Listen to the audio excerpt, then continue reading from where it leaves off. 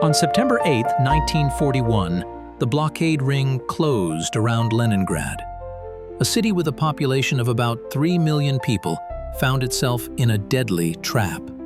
The first bombings struck residential areas, schools, hospitals, everything that constituted the living fabric of the metropolis. The city's medical system took a double blow. On the one hand, a flood of wounded after air raids and artillery shelling, and on the other, the destruction of medical institutions themselves. In the first weeks of the blockade, 16 hospitals and polyclinics were destroyed or severely damaged. Many of them continued to operate even with punctured roofs and shattered windows. In the first city hospital, surgeons operated under the whistling of falling shells as bombs struck neighboring buildings. The evacuation of medical institutions from frontline areas proceeded under extreme conditions. Personnel carried out equipment and transported critically ill patients under enemy fire. By the end of September, electricity shortages began in the city, and by November, many hospitals plunged into darkness. At the same time, the first frosts arrived, and heating was not working. Doctors and nurses continued to admit patients in premises where the temperature dropped to 0. They wore coats over their gowns and worked in gloves with cut-off fingers. Leningrad's healthcare system faced unprecedented challenges. When the blockade ring closed, the city required immediate reorganization of medical aid. The usual structure of hospitals and polyclinics could no longer cope with the influx of wounded and sick. Within days, hundreds of new medical aid stations were established in bomb shelters, residential basements, and schools. Each district received a network of first aid posts, where those affected by bombings could seek help. Many hospitals were repurposed into military hospitals for wounded soldiers and civilians. The Military Medical Academy, which remained in the city, became a training center for personnel to work in extreme conditions. Accelerated courses were conducted here for nurses and paramedics, teaching them to provide aid for injuries, burns, and frostbite. A key role in organizing this system was played by Mikhail Dmitrievich Tushinsky, the chief therapist of besieged Leningrad, and Isaac Pavlovich Vinogradov, the chief surgeon. They developed a special patient sorting system that allowed for saving the maximum number of lives with limited resources. Casualties were divided into groups based on the severity of their condition and the urgency of aid. This allowed for the rational use of dwindling supplies of medicines and dressings. Tushinsky personally visited city hospitals, consulting the most severely ill patients and training young doctors on the specifics of treatment under blockade conditions. Vinogradov conducted demonstration operations, showcasing techniques that allowed for conserving anesthesia and dressings. In December 41, when medicine supplies reached critically low levels, a special laboratory was established on Tushinsky's initiative to develop drug substitutes from local raw materials. Pharmaceutical scientists produced antiseptics from pine needles and vitamin preparations from mosses and lichens. Underground hospitals, created in bomb shelters and basements, played a special role in the city's medical provision. Here, underground, doctors could work without fear of bombings and artillery shelling. An operating block was equipped in the Hermitage basement, where surgeons performed complex interventions by the light of kerosene lamps. In conditions of staff shortage, a system of interchangeability was introduced. Therapists mastered surgical skills, and surgeons learned to treat dystrophy and avitaminosis. Nurses and orderlies often took on the functions of doctors when the latter collapsed from exhaustion. In the winter of 41-42, during the most terrible months of the blockade, when the daily bread ration dropped to 125 grams, medics continued to work, themselves on the brink of life and death. They nursed the sick, giving them a part of their meager rations. Doctors and nurses died from exhaustion but remained at their posts until their last breath. In the operating rooms of besieged Leningrad, time seemed to stand still. When the city plunged into darkness, surgeons faced a trial undescribed in any medical textbook.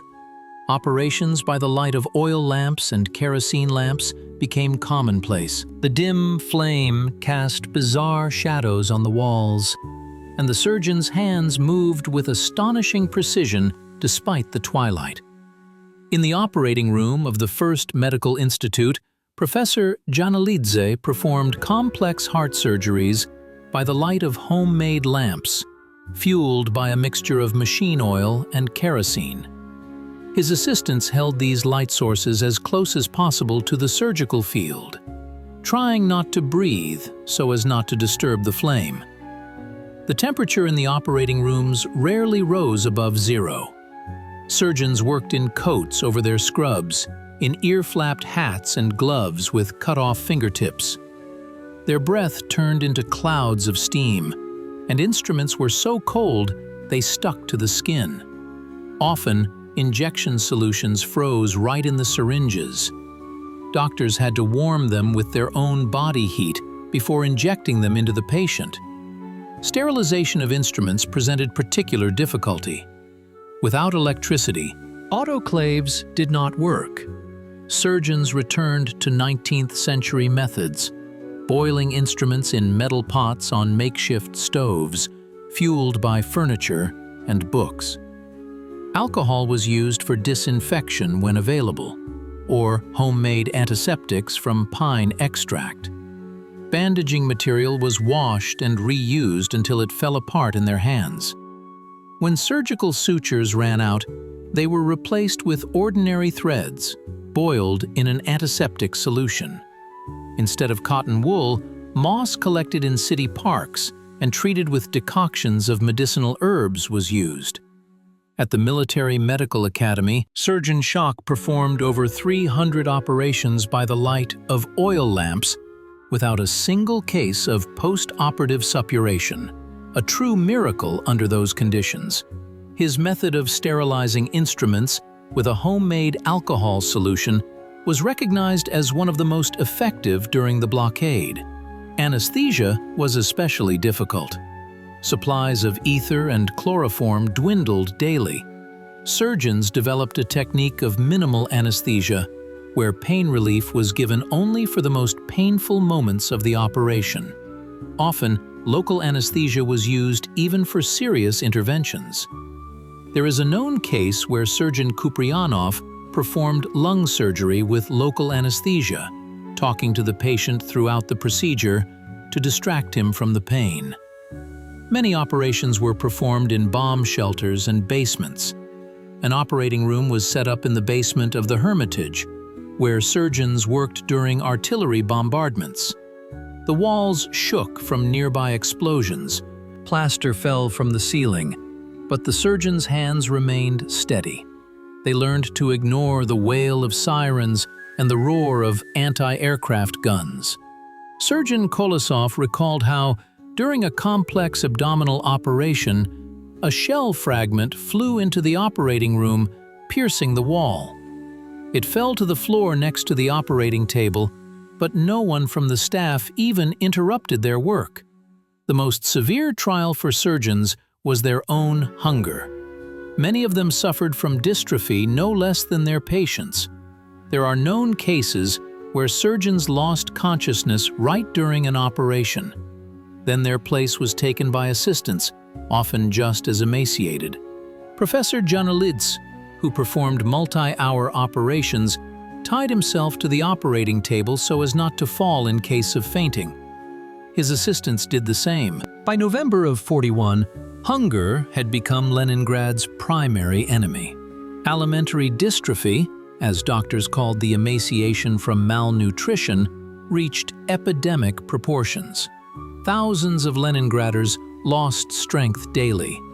Their bodies refused to function, and their immune systems couldn't cope even with the simplest infections. The city's medical community faced a challenge that modern science had never encountered: how to treat mass starvation amid ongoing famine. Professor Mikhail Vasilyevich Chernorutsky, the city's leading therapist, headed a scientific group dedicated to studying and treating dystrophy. Working in the frozen laboratories of the First Medical Institute, scientists identified 3 stages of the disease and developed treatment methods for each. Chernorutsky, himself suffering from exhaustion, conducted daily rounds in the dystrophy wards, documenting the disease's progression and the effectiveness of various treatments. His observations formed the basis of a unique work, written in pencil in an icy office by the light of a makeshift lamp. Pathologist Vladimir Georgievich Garshin, known for his tumor research, shifted his focus to studying bodily changes during dystrophy. He performed autopsies on those who died of hunger to understand precisely how the human body deteriorates without nourishment. His hands were so frostbitten that he could barely hold his instruments, yet he continued his work. It was Garshin who discovered that in deep dystrophy, the body begins to consume its own tissues in a strictly defined order. First adipose tissue, then muscles, and finally, nerve cells and heart muscle. At the initiative of Chernorutsky and Garshin, a network of specialized hospitals for dystrophy patients was established in the city. In January of '42, 27 such departments began operations. A special feeding system was implemented here. Patients were given small portions of food 6 to 8 times a day. Doctors observed that an emaciated body could not absorb large amounts of food, and fractional feeding was the only way to save lives. Doctors developed special nutritious mixtures from available products. When sugar ran out, it was replaced with saccharin. Instead of meat, protein hydrolysates derived from animal hides were used. Vitamin supplements were prepared from yeast grown on cellulose. At the Institute of Physiology, under the guidance of Pavlov's students, a protein mixture from casein was created, saving the lives of thousands of dystrophy sufferers. In February of '42, the city opened its first intensive feeding hospitals. They were called rehabilitation hospitals for restoring working capacity. Workers suffering from the second stage of dystrophy were sent there to return them to labor. The course of treatment lasted 21 days. During this time, the emaciated individuals received enhanced nutrition and a complex of vitamins extracted from pine needles, moss, and onion skins. Doctors observed astonishing cases of people on the verge of death returning to life. However, not infrequently, doctors themselves became patients. Professor Myasnikov, who lectured students on dystrophy, once fainted during a class. His colleagues diagnosed him with the 3rd stage of exhaustion, but 2 weeks later, he returned to work, although he moved through the hospital by holding onto the walls. Science in besieged Leningrad did not cease for a single day. Even in the most terrible months of the winter of '41 to '42, when the city turned into an icy desert, doctors continued their research. In the frozen auditoriums of the Military Medical Academy and medical institutes, scientists in coats and hats gathered for scientific conferences. They shared experiences in treating wounds, frostbite, and dystrophy, developing new methods that could save thousands of lives. Professor Kolesnikov, head of the Department of Surgery, held symposiums by the light of a kerosene lamp. Speakers took turns standing up, their voices trembling from the cold, but their thoughts remained clear and precise. These meetings were called conferences of the dying. Many of those present were in a state of severe dystrophy, but continued their scientific work.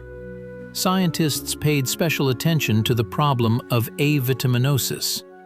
Under blockade conditions, scurvy and pellagra became mass diseases. Biochemist Lydia Gavrilova, herself suffering from scurvy, investigated the content of vitamin C in various plants available in the city. She discovered that pine and spruce needles contain a significant amount of ascorbic acid.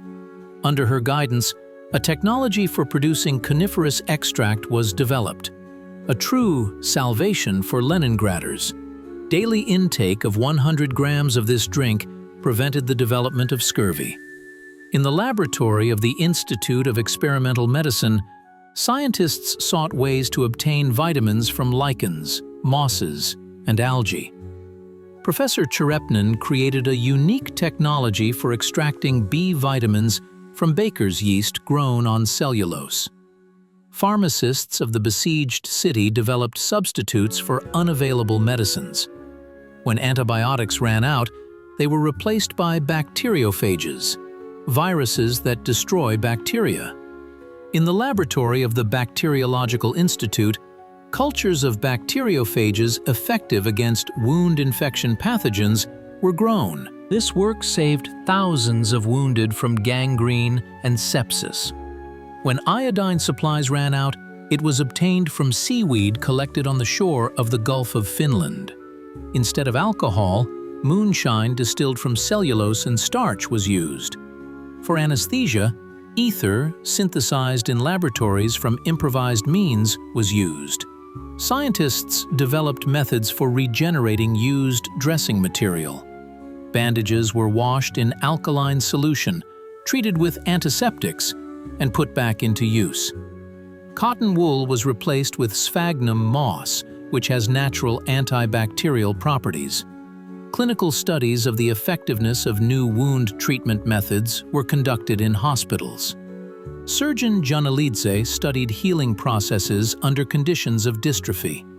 He established that an emaciated body loses its ability to regenerate tissues, and developed a special method for managing wounds in dystrophic patients. The results of these studies were published in a medical journal, which continued to be published in the besieged city.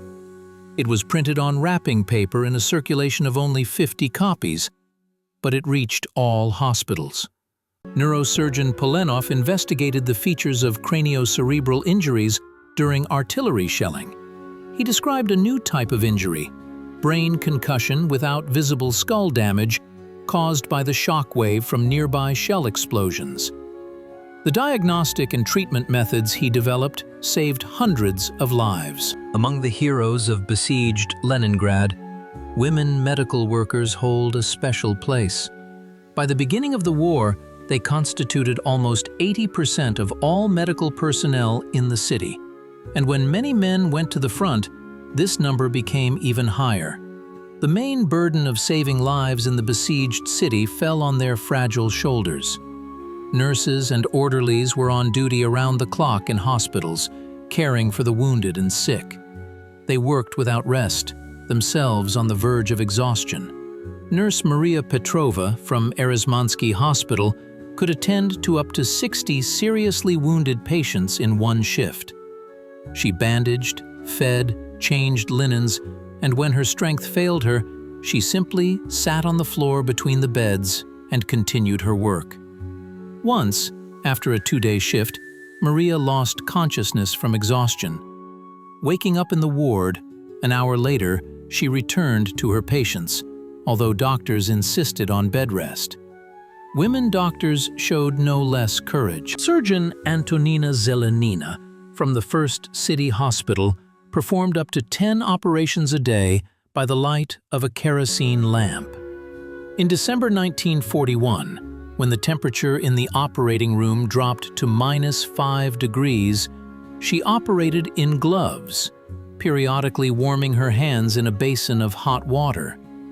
During one of the operations, shelling began, and a shell fragment hit an adjacent room. Antonina did not interrupt the operation, although plaster was falling from the ceiling. When asked how she managed to remain calm, Zelenina replied, "My hands belong to the patient, not to me." At the Pediatric Institute, a group of women pediatricians worked under the leadership of Esfir Levina. They saved emaciated children, developing special feeding and care methods. Levina created a system of fractional feeding for small dystrophic children, where the child was given literally a teaspoon of nutrient mixture every 15 minutes. The institute's nurses cared for dystrophic children, warming them with their own body heat. They held the babies close, wrapped them in their shawls and scarves, giving their last warmth. Many of these nurses themselves suffered from dystrophy, but continued to work. Women orderlies played a special role. In the absence of sewerage and running water, they maintained cleanliness in hospitals, preventing outbreaks of infection. Orderly Evdokia Smirnova from Mechnikov Hospital climbed to the 5th floor more than 20 times every day, carrying buckets of water for washing floors and laundry. When she could no longer walk from exhaustion, she moved on all fours, but continued to perform her duties. Other women also worked alongside medical professionals, helping to save the lives of Leningrad residents. Among them was the poet Olga Bergholz. She not only created poems that were broadcast on the radio and supported the morale of the townspeople, but also worked as an orderly in a hospital. After exhausting shifts at the radio, Olga came to the hospital and helped care for the wounded. She read them poems, wrote letters under dictation, and simply held the hands of the dying. In her diary, Bergholz wrote, "I saw such courage in nurses and doctors that all my poems seem pale compared to their daily feat." Women medical workers not only treated but also protected their patients. When a bomb hit one of the hospitals in January 1942, nurses Anna Nikotina and Valentina Petrova shielded the wounded with their bodies. Both received severe injuries, but continued to work until all patients were evacuated from the destroyed building. The children of besieged Leningrad proved to be the most vulnerable group of the population. Their fragile bodies were the first to react to hunger, cold, and the psychological traumas of war. However, saving the children became the priority for the pediatricians of the besieged city, for in them lay the future of Leningrad. The Pediatric Medical Institute transformed into a true fortress of life amidst a sea of death. Its director, Professor Yulia Aronovna Mendeleva, despite her own exhaustion, organized a unique system of aid for children. Special departments were created at the Institute for emaciated babies, where children with severe dystrophy were admitted. Many of them could no longer move independently or even swallow food. The doctors and nurses of the institute developed a special feeding method for such children. Food was administered literally drop by drop, every 15 minutes, around the clock. For the youngest, pipettes and special probes were used. Every gram of food counted, and the medics did everything possible to ensure the weakened body could absorb it. Professor Esfir Ilyanichna Levina worked at the institute, creating a unique method for nursing children with third-degree dystrophy. She established that such children could not be given ordinary food. Their stomach and intestines could not cope with it. Levina developed a special mixture of diluted, condensed milk with added glucose and vitamins. This mixture was given literally by the teaspoon, but every 20 minutes. Nurses were on duty at the children's beds around the clock, keeping special feeding charts where every ingested portion was recorded.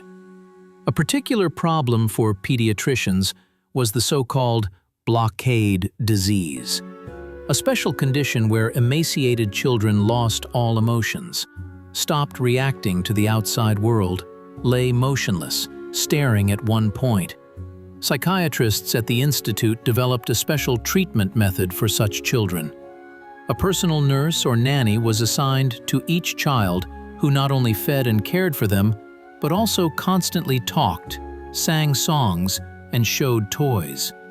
Gradually, sparks of life reappeared in the children's eyes.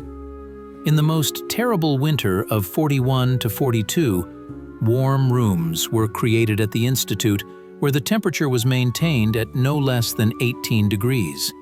For this, potbelly stoves were used, which were stoked around the clock, using furniture and books. The most severely ill children were placed in these rooms. Nurses and nannies, themselves suffering from exhaustion, warmed the babies with their own bodies, holding them close, wrapping them in their shawls. Many institute employees gave children part of their meager rations. There is a known case where nurse Anna Kalinina, caring for 6 seriously ill children, gave them half of her bread ration for a month. She died of exhaustion in March 42, but all her charges survived. A special dairy kitchen was created at the institute, where food for infants was prepared from meager supplies of powdered milk. When the milk ran out, soy mixtures were used. Institute doctors developed a recipe for a nutritious decoction of pine needles rich in vitamin C, which was given to all children to prevent scurvy. In the spring of 42, a special department opened at the Pediatric Institute for children who had lost their parents. Many of them were found in cold apartments next to the bodies of mothers who had died of hunger. These children, in addition to physical suffering, experienced severe psychological trauma. Professor Alexander Fedorovich Tur developed a special rehabilitation method for such children, combining medical care with psychological support. An adoptive mother from among the Institute's staff was assigned to each child, who spent as much time as possible with them, creating a sense of family and security. When the blockade of Leningrad was broken in January 1943, the opportunity arose for a larger-scale evacuation of the civilian population, primarily the seriously ill and wounded. The road of life across Lake Ladoga became a true path of salvation for thousands of exhausted Leningraders who required urgent medical attention in the rear. Organizing medical evacuation became a separate and extremely complex task for the healthcare system of the besieged city. Medical sorting of patients for evacuation was carried out with particular care. Doctors assessed which patients could withstand the hardships of a long journey and for whom such transportation could cost their lives. For many, the decision was agonizing: to leave a seriously ill person in a city where there was a shortage of medicine and food, or to risk sending them on a dangerous journey. Each evacuation transport was accompanied by a medical team consisting of a doctor and several nurses. These people, themselves exhausted to the limit, took responsibility for the lives of dozens of patients en route. Dr. Anna Sokolova, who led one such team, recalled, "We prepared for each evacuation like the most complex operation. We had to foresee everything, from a supply of medicines to warm blankets. The slightest mistake could cost the lives of our charges. In winter, the journey across Ladoga was especially dangerous. Vehicles with the wounded and sick moved along the ice road under constant shelling and bombing. Temperatures in the cargo compartments dropped to -30 degrees Celsius. Medics wrapped patients in all available blankets and hot water bottles, but this was often not enough. They warmed the sick with their own bodies, giving their last warmth. There is a known case where nurse Ekaterina Mikhailova held an infant in her arms the entire way, pressing it to her chest under her fur coat. When the convoy arrived on the mainland, Ekaterina's hands were severely frostbitten, but the child survived. The evacuation of dystrophic patients presented particular difficulty. Their emaciated bodies poorly tolerated transportation. Special nutrition was required en route, small portions, but frequently. Nurses literally spoon-fed the exhausted patients. Specially prepared nutritious mixtures were used for this purpose. Dr. Maria Petrova developed a special mixture of concentrated broth with added glucose, which was well absorbed even by the most weakened patients. Each vehicle with evacuees contained a thermos with this mixture. Often, critical situations arose on the way, requiring immediate medical intervention. Medics performed resuscitation directly in the cargo compartments of trucks, rattling along the icy road. Dr. Sergei Kolesnikov recalled how he had to perform an emergency tracheostomy on a patient with laryngeal edema, by the light of a flashlight in the back of a half-ton truck. The operation took place during an air raid as the vehicle darted across the ice, evading bombs. Many medics gave their food rations to the evacuating patients. Nurse Vera Smirnova, during 3 trips across Ladoga, did not eat a single crumb from her ration. She gave every last bit to the patients. After the 3rd trip, she lost consciousness from exhaustion and ended up in the hospital herself. But all her charges reached the mainland alive. With the arrival of spring, when the ice road began to melt, the evacuation did not stop. The sick were transported by boats and barges. This was no less dangerous. German aviation constantly bombed the water crossing. A medical team led by Dr. Nikolai Savchenko came under such bombing. The barge with the wounded began to sink. Savchenko and his colleagues helped patients move to lifeboats until the very end. The doctor himself died, fulfilling his duty to the last. After the breaking of the blockade in January 1943, the volume of evacuations significantly increased. Now the sick could be transported not only across Ladoga, but also through a narrow corridor liberated from the Germans. A special sanitary train was organized, operating between Leningrad and Volkovstroy station. Each train included an operating room car, where doctors could provide emergency care directly en route. In total, over 100,000 wounded and sick were evacuated from Leningrad during the blockade. Thanks to the selfless work of the medics, most of them were saved. The evacuation via the Road of Life became one of the most heroic pages in the history of medicine in blockaded Leningrad. On the borders of the blockade ring, where the front line ran, its own medical drama unfolded. Field medics worked in special conditions, under continuous shelling, in close proximity to the enemy, saving the city's defenders. The field medicine system was built on the principle of stages. First, the wounded were taken to a frontline medical post, then to a medical battalion, and only then to a field hospital or city hospital. On the front line, medical instructors and paramedics worked, carrying the wounded from the battlefield. Many of them were girls no older than 20. Medical instructor Maria Sherbakova carried 17 severely wounded soldiers from the battlefield in one night of an offensive. During her last sortie, she herself was wounded, but managed to crawl to cover with a wounded commander. Medical battalions were located 2 to 3 kilometers from the front line, usually in dugouts or surviving buildings. Here, primary surgical treatment of wounds and sorting of the wounded were carried out. Surgeons worked 12 to 16 hours without a break, operating by the light of kerosene lamps. In a medical battalion near Pulkovo, surgeon Anatoly Smirnov performed 32 operations in one day without leaving the operating table. When artillery shelling began and a fragment pierced the wall of the dugout, Smirnov merely covered the patient's open wound with his body and continued the operation. A particular difficulty was the evacuation of the wounded to city hospitals. For this, ambulance vehicles were used, which moved along shelled roads with their headlights off. The drivers of these vehicles showed miracles of skill, maneuvering between shell craters. Nurse Valentina Grizodubova, who accompanied the wounded, recalled, "We drove blindly, orienting ourselves only by the flashes of explosions. The car was thrown from side to side. The wounded groaned in pain, but we couldn't stop. Every minute counted."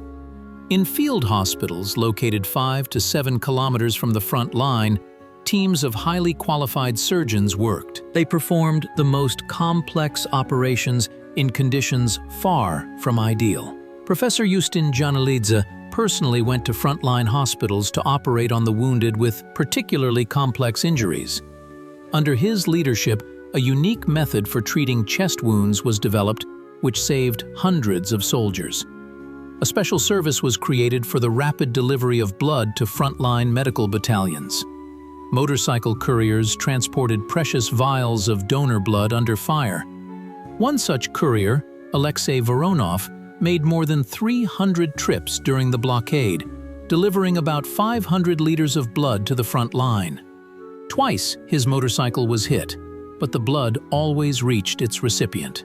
Scientific teams also worked in frontline hospitals, studying the characteristics of wounds.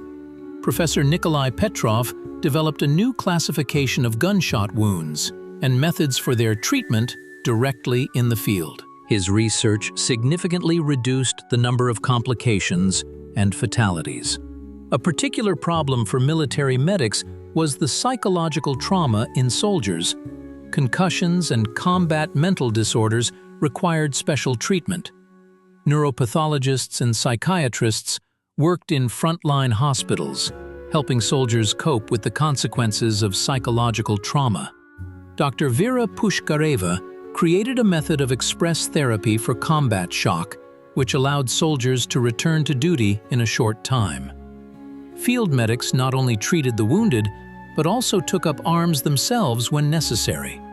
In January of '43, a medical battalion near Nevskaya Dubrovka was attacked by a German sabotage group. Doctors and nurses, along with recovering wounded, repelled the attack, protecting severely wounded patients. The head of the medical battalion, Major of Medical Service Dmitry Nikitin, personally eliminated 3 attackers. Even in the hardest days of the blockade, field medics did not lose their humanity. They treated not only their own, but also wounded Germans who were taken prisoner. In one of the field hospitals, Surgeon Alexander Vishnevsky operated on a severely wounded German officer. When asked why he was spending effort and precious medicines on an enemy, Vishnevsky replied, "I am fighting fascism, not wounded people." In besieged Leningrad, as medical supplies dwindled daily, pharmacists transformed into true alchemists, creating medicines literally out of thin air. Pharmacy laboratories became centers of scientific inquiry, where unique formulations of life-saving drugs were born. Elizaveta Karlovna Eliashevich, head of the production department of the first pharmacy, led a group of pharmacists searching for substitutes for traditional medicines. When iodine supplies, so essential for wound treatment, ran out, she proposed extracting it from seaweed collected on the coast of the Gulf of Finland. In a frozen laboratories, by the light of a kerosene lamp, pharmacists developed an iodine extraction technology that allowed all city hospitals to be supplied with this antiseptic. The absence of painkillers posed a particular problem. Supplies of morphine and other opiates were running out by December of '41. Pharmacist Ivan Petrovich Lebedev created a substitute based on poppy extract grown in the greenhouses of the botanical garden. His preparation did not completely eliminate pain, but it significantly alleviated the suffering of the wounded. When glucose supplies, necessary to sustain the strength of emaciated patients, ran out, chemist Anna Vasilyevna Nikolaeva developed a method for obtaining saccharine substances from wood sawdust by cellulose hydrolysis. The resulting preparation was called wood sugar. It saved the lives of thousands of dystrophics. At the Chemical Pharmaceutical Institute, under the guidance of Professor Alexander Semyonovich Ginsburg, substitutes for vitamin preparations were developed. When scurvy began to decimate Leningraders, pharmacists created an extract from pine needles, rich in vitamin C. Brigades of students and institute staff went to suburban forests to collect pine needles, pine and spruce branches. From this raw material, a tincture was produced, which was popularly called coniferous elixir. Daily intake of several drops of this remedy prevented the development of scurvy. To combat avitaminosis, a group of pharmacists, led by Vera Ilyinichna Yakovleva, developed a method for obtaining B vitamins from brewer's yeast. When standard raw materials ran out, yeast was grown on a cellulose medium. This preparation saved people from pellagra and other avitaminoses. In the absence of electricity, pharmacists had to show miracles of ingenuity. Primitive stoves, fueled by firewood and furniture, were installed in pharmacy laboratories. On them, solutions were boiled and sterilized, and extracts were evaporated. For precise weighing of ingredients, pharmacy scales were used with kerosene lamps instead of electric lighting. In cold rooms, where the temperature rarely rose above zero, pharmacists worked in gloves, periodically warming their hands over spirit lamps. Many of them suffered from frostbite, but continued to work. Maria Ivanovna Sokolova, an employee of pharmacy number 127, lost several fingers due to frostbite, but continued to prepare medicines, adapting to work with crippled hands. When standard solvents for medicines ran out, pharmacists learned to distill technical alcohol, purifying it for medical purposes. From wood sawdust, tar was obtained by dry distillation, which was used to make ointments for frostbite. Tannins were extracted from peat and moss for treating burns and wounds. A particularly valuable discovery was the use of sphagnum moss as a dressing material. This swamp moss, possessing natural antiseptic properties, replaced scarce cotton wool and gauze. Pharmacists developed a method for its processing and sterilization. Brigades of medical students collected moss in swamps outside the city, risking coming under fire. For the treatment of gastrointestinal diseases, which became widespread due to the consumption of food surrogates, pharmacists created adsorbents from activated charcoal, which was obtained from wood. When stomach tablets ran out, they were replaced by decoctions of medicinal herbs collected in city parks. A special laboratory for the development of blood substitutes was created at the Pharmaceutical Institute. Professor Nikolai Vasilyevich Lazarev created a preparation based on a sodium chloride solution with the addition of gelatin, which was used in operations to replenish blood loss. This blood substitute, imperfect by modern standards, saved the lives of hundreds of wounded. The spring of 1942 brought a new threat to Leningrad. The melted snow revealed the terrible traces of winter.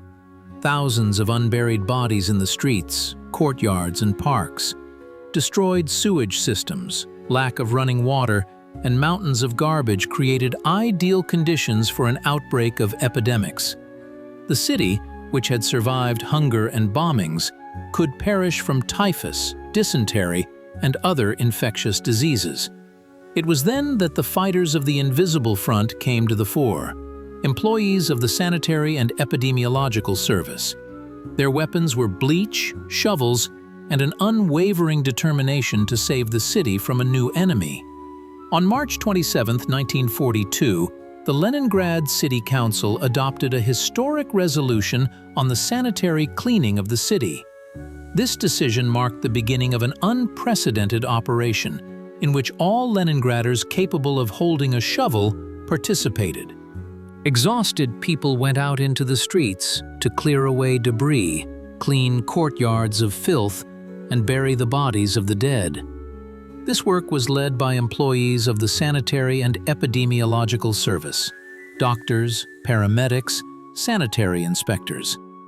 They divided the city into sections, formed brigades, and trained volunteers in the basics of disinfection.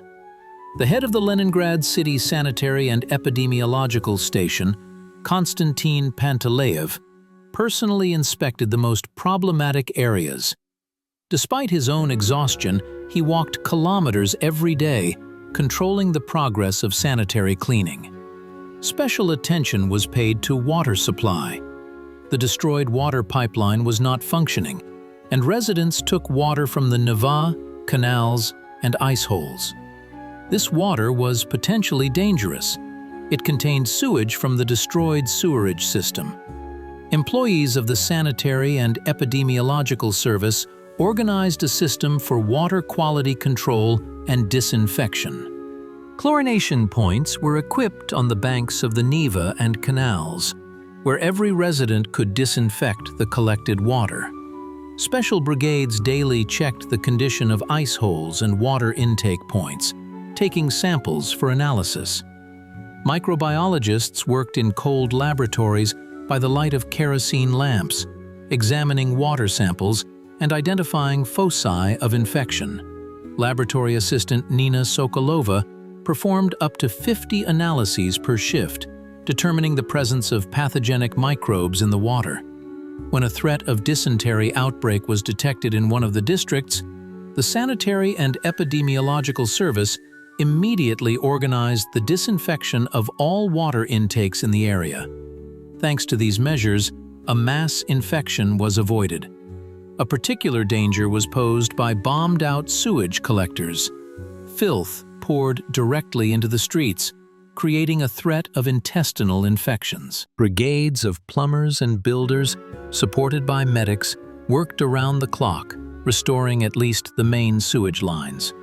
Where repairs were impossible, temporary diversion channels and disinfection points were created.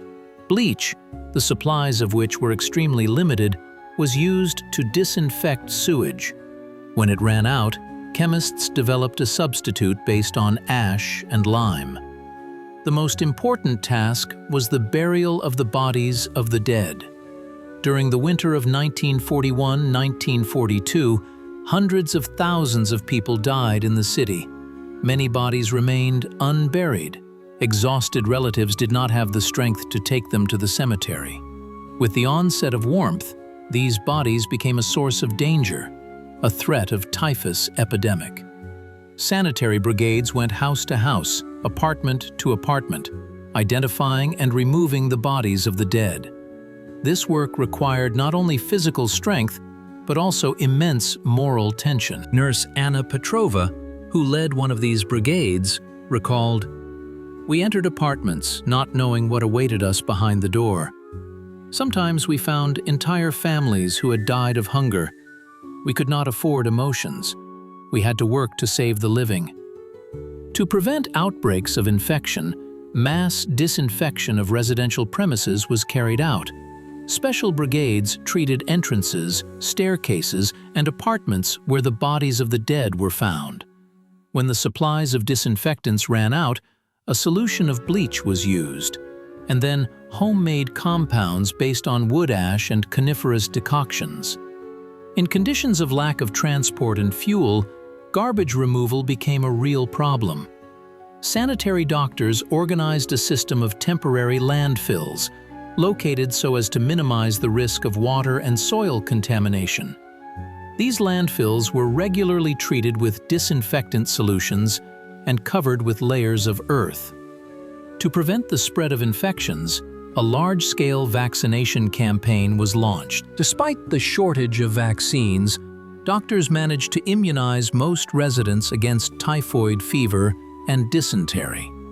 Special attention was paid to utility workers, canteens, and bakeries, those who could become a source of mass infection. Sanitary doctors developed special hygiene instructions for food industry workers and strictly monitored their compliance. In the history of besieged Leningrad, there are names that will forever remain symbols of selfless service to people. Medical professionals who gave their lives saving others. Their feat is special. They died not from bullets and shrapnel, but from exhaustion at operating tables, not letting go of their scalpels until their last breath. Surgeon Ivan Kolesnikov from the First City Hospital died right during an operation in February of '42. The day before, he had given his bread ration to a severely wounded soldier. Weakened by hunger, with trembling hands, he began an operation to remove a shrapnel from the patient's chest. In the middle of the procedure, Kolesnikov lost consciousness, but coming to his senses a few minutes later, continued his work. Having finished the operation, he bandaged 2 more wounded, and only then allowed himself to sit down. He never got up again. His heart, exhausted by hunger, stopped. The patient he operated on survived, and only learned of his savior's death a month later. the Order of the Red Star found Kolesnikov posthumously. Nurse Nina Savelyeva from Raukva's Children's Hospital died of exhaustion in March of '42, but until her last day continued to care for her young patients. Colleagues recalled how she, barely standing herself, carried weakened children in her arms, fed them with a spoon, giving them part of her meager ration. For the last 2 weeks, Nina slept right in the ward to always be near her charges. When she could no longer walk, she moved on all fours from bed to bed. In the morning, she was found dead next to the crib of the most severely ill child. She died holding his hand. All the children from her ward survived. Paramedic Sergei Petrov died during an artillery shelling in April of '42. He was seeing patients in the basement of the clinic when the shelling began. One of the shells hit a neighboring house, and its wall collapsed onto the clinic building. Petrov managed to cover with his body the child he was examining at that moment. The child survived, and the paramedic died under the rubble. When rescuers cleared the debris, they saw that Petrov had covered the small patient until the last second. Professor Mikhail Kushakovsky, a renowned cardiologist, died of exhaustion in December of '41, but until his last day, continued to consult patients and lecture students. On the day of his death, he conducted a 5-hour round in the hospital, examining more than 40 patients with cardiovascular pathologies. In the evening, returning home, he sat down to write a scientific article on the effect of hunger on the heart muscle and died at his desk. The manuscript of this article was found and published after the war, becoming a valuable contribution to medical science. Midwife Anna Timofeeva from Maternity Hospital No. 2 died in January of '42 during childbirth. That night, a woman with complicated labor was admitted to the maternity hospital, which had no electricity or heating. Anna, herself suffering from dystrophy, decided to help the woman in labor. By the light of a makeshift lamp, she determined that the baby was in an incorrect position and managed to perform a complex fetal version. The delivery was successful, but immediately after it, Anna lost consciousness from exhaustion and died without regaining consciousness. The mother and child survived thanks to her last professional feat. Surgeon Dmitry Nikolsky from the hospital on Suvorovsky Prospect died in February of '42 during an air raid. When the bombing began, he was performing an operation on a severely wounded commander. Nikolsky refused to interrupt the operation and go to the bomb shelter, telling the nurses, "Go, I will finish myself." 2 nurses remained with him. A bomb hit the hospital building and part of the operating block collapsed. Nikolsky covered the operating field with his body until the last moment. When rescuers reached the destroyed operating room, they found that the surgeon had died, but the patient had survived. Nikolsky had protected him from falling debris with his body. The nurses also died at their post. In besieged Leningrad, medical educational institutions continued to operate, becoming true islands of hope amidst a sea of despair. The first medical institute, the Military Medical Academy, and Feldsher and nursing schools did not cease training personnel even during the most terrible days of the siege.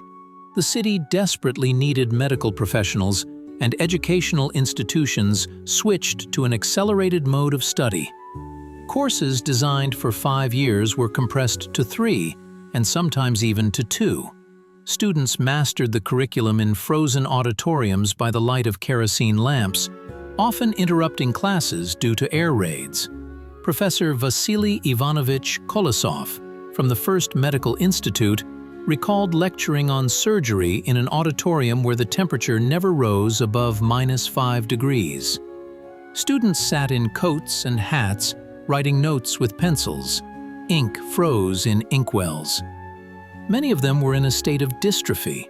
Some lost consciousness right in class, but the next day, the auditorium was full again. Those who could move came to study. At the Military Medical Academy, Professor Nikolai Nikolaevich Anichkov conducted practical sessions on pathological anatomy. Students in gloves with cut-off fingers studied specimens, trying not to breathe on the microscope slides. Warm breath fogged the slides and hindered their work. The professor himself, emaciated to the extreme, sometimes leaned on the table to avoid collapsing from weakness.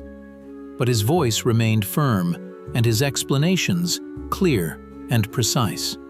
At the Feldshire Midwifery School on Petrogradskaya Storona, training did not stop for a single day.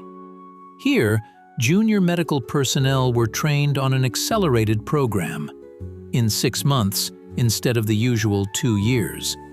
Classes were often held directly in hospital wards.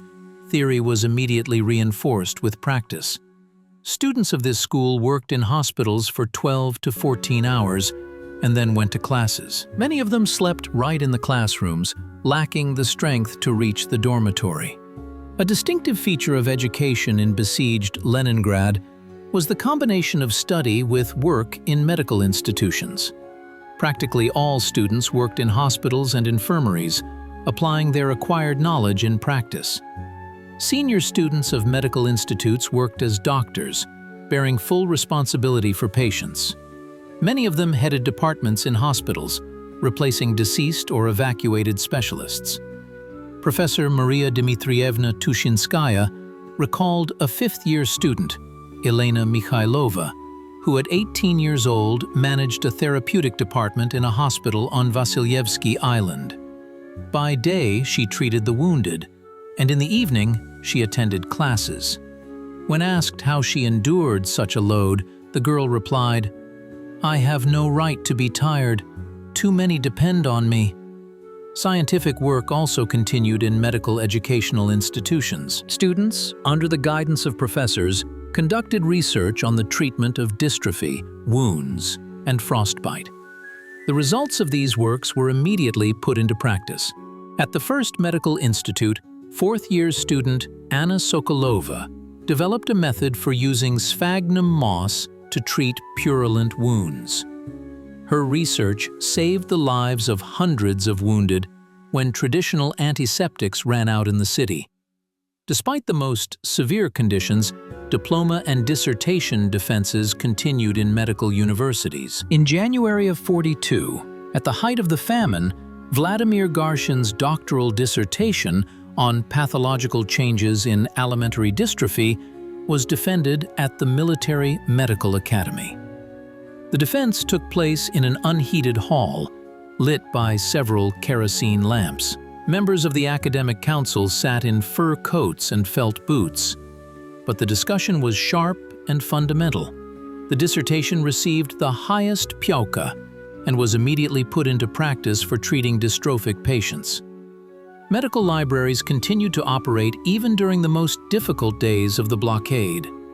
Librarians, themselves on the verge of exhaustion, issued books to students and faculty. When there was not enough firewood for heating, shelves were burned in stoves, but books were preserved. The director of the library of the First Medical Institute, Sofia Markovna Levinson, said, "We can sacrifice everything but knowledge. They will save more lives than the warmth from burned books." The breakthrough of the blockade in January 1943 became a turning point not only in the military history of Leningrad, but also in the work of the city's medical service. Although the narrow corridor connecting the besieged city with the mainland could not fully solve the supply problem, it gave Leningraders hope and slightly alleviated the situation with food and medicine. For doctors, this meant a new stage of struggle. Now it was not just about saving those dying from hunger, but also about restoring the health of thousands of people who had survived dystrophy and psychological trauma. The first thing that changed after the breakthrough of the blockade was the nature of diseases. If previously medics mainly combated starvation dystrophy and its complications, now the problems of restoring emaciated bodies came to the forefront. Professor Mikhail Dmitrievich Tushinsky, who headed the city's therapeutic service, developed a special rehabilitation program for those who had suffered dystrophy. It included a special diet, physical exercises, and psychological support. Doctors faced a paradoxical situation. After improved nutrition, many Leningraders experienced an exacerbation of chronic diseases that had seemingly slept during the famine. Edema appeared, digestive problems, and cardiovascular diseases worsened. Medics called this phenomenon the return to life syndrome and developed treatment methods for it. Special attention was paid to psychological rehabilitation. Many Leningraders who survived the blockade suffered from what would today be called post-traumatic stress disorder. Insomnia, intrusive memories, causeless anxiety, these symptoms required special treatment. At the Psychoneurological Institute, under the guidance of Professor Viktor Petrovich Osipov, a group of doctors was created to deal with the psychological rehabilitation of blockade survivors. Another task was the restoration of destroyed medical facilities. Many hospitals and polyclinics suffered from bombings and shelling. Heating and water supply systems were not working. With the onset of spring 1943, large-scale restoration work began. Medics themselves became builders. After shifts, doctors and nurses cleared debris, rebuilt walls, and repaired roofs. In April 1943, the first city hospital, severely damaged by bombings, resumed its work. Its surgical department, where operations were previously performed by the light of oil lamps, now received electric lighting. Sterilization systems for instruments were restored, and new medications appeared. Surgeons could finally work in normal conditions, without gloves and coats.